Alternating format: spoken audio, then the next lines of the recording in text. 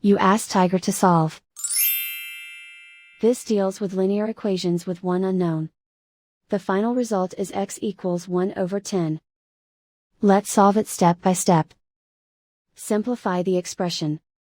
Expand the parentheses. Simplify the arithmetic. Multiply the coefficients. Expand the parentheses. Group like terms. Simplify the arithmetic. Group all constants on the right side of the equation.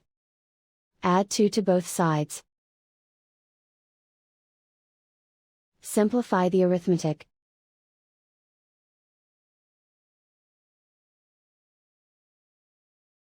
Isolate the x.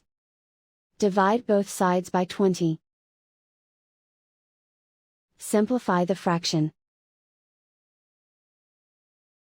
Find the greatest common factor of the numerator and denominator.